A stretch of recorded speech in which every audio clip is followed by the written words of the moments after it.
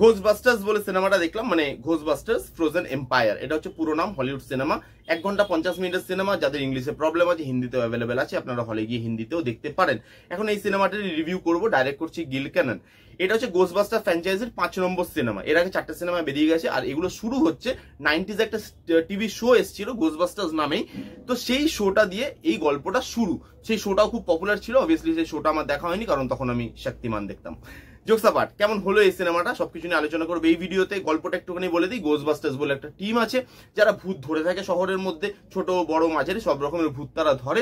এবং এইবার তাদের পালা পড়েছে একটা অনেক পুরনো ভূতের সঙ্গে, যে বন্ধ ছিল এতদিন, সে হঠাৎ করে বেরিয়ে গেছে একটা ভুলের মাধ্যমে। সেই ভূতটাকে তারা কিভাবে ধরে, সেই ভূতটাকে ধরতে তাদের কি কি সমস্যার সম্মুখীন হতে হয়, লাস্ট অব্দি ধরতে পারে কিনা, এই সবকিছু নিয়েই এই গল্পটা হতে চলেছে। 1 ঘন্টা 50 মিনিটের ছোট্ট একটা সিনেমা। কেমন লাগলো এই সিনেমাটা? দেখুন, যেহেতু বললাম এর আগে 4খানা ঘোস্টবাস্টার সিনেমা বেরিয়ে গেছে, এবার আপনি বলবেন যে এটা তো 5 নম্বর সিনেমা ফ্র্যাঞ্চাইজির, আমি আগের 4টে দেখিনি, তো এইটা কি দেখতে আমার মজা লাগবে? দেখবো না ভাই, না।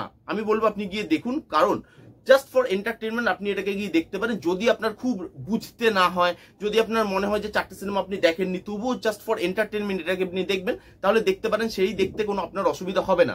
কারণ এখানে খুব সিম্পল ভাবে গল্পটাকে বলা হয়েছে। আর আগের 4টে দেখলে হ্যাঁ হয়তো আপনি এন্টারটেনমেন্ট ভ্যালুটা একটু বেশি পাবেন, বাট যদি নাও দেখে থাকেন তবু আপনি সিঙ্গেল এই সিনেমাটাকে স্ট্যান্ডালোন হিসেবে দেখতে পারেন। আপনার কিন্তু খুব খারাপ লাগবে না বা খুব আসবে যাবে সেটাও নয়, তো সেটা কিন্তু ভালো। যারা আগের গুলো দেখেনি তাদের জন্য, বা তাদের সেই অডিয়েন্সটার কথা মাথায় রেখেও মেকার্সরা এই সিনেমাটাকে বানিয়েছে, যে তারা স্ট্যান্ডালোন এই সিনেমাটাকে দেখতে পারবে।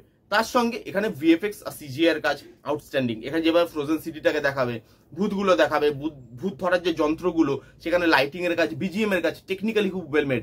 হলিউড সিনেমা, টাকা পয়সার অভাব নেই, অনেক টাকা, তো প্রচুর টাকা লাগিয়ে দিয়েছে এবং এরকম একটা সিনেমা বেরিয়েছে যেটা বড় স্ক্রিনে দেখার মজা আলাদা। বাচ্চাদের নিয়ে দেখলে আপনার বেশি মজা লাগবে, বাচ্চারা এনজয় করবে। ওই ফ্রোজেন সিটি যেখানে সব বরফে ঢাকা দেখে আপনার ঠান্ডা লাগতে শুরু করবে নিজের থেকে, এবং সেইখানে ওই চিলিং মোমেন্ট গুলো আপনাকে কিন্তু প্রোভাইড করে এই সিনেমাটা। লুক অ্যান্ড ফিল টেকনিক্যালি খুব আউটস্ট্যান্ডিং, টাকা পয়সা প্রচুর খরচা করা হয়েছে, সেটা আপনি বুঝতে পারবেন। তার সঙ্গে সিনেমাটা না আপনাকে অনেক এন্টারটেনমেন্ট জিনিসপত্র দেয়। এই সিনেমাটার মধ্যে সবকিছু আছে, এর মধ্যে ইমোশন আছে, এর মধ্যে ড্রামা আছে, এর মধ্যে কমেডি, অ্যাকশন সবকিছু আছে। তো এন্টারটেনমেন্ট ভ্যালু এই সিনেমাটা আপনাকে প্রোভাইড করে, যার জন্য 1 ঘন্টা 50 মিনিটের ছোট সিনেমা, বাট তবু আপনার দেখতে কোথাও বোর লাগবে না। এটাকে দেখতে দেখতে আপনি এন্টারটেনমেন্ট ভ্যালুটা পেতে থাকবেন, মানে কিছু না কিছু সবসময় কিছু না কিছু হতে থাকবে। তো আপনি ওই 1 ঘন্টা 50 মিনিট বোর ফিল করবেন না, বা আপনি যে বাচ্চাটাকে নিয়ে যাচ্ছেন বাড়ি, সে বোর ফিল করবে না, তার দেখতে কিন্তু মোটামুটি ভালো লাগবে। পারফরমেন্সেস যদি বলে আউট অফ দ্য বক্স বা আউটস্ট্যান্ডিং নয়, নর্মাল পারফরমেন্স, এবং সেটা খুবই অ্যাভারেজ একটা পারফরমেন্স। তাই জন্য আমি এটাকে পজিটিভ দিকেই রেখেছি, কারণ পারফরমেন্স খারাপ নয়, ঠিকঠাক নর্মাল।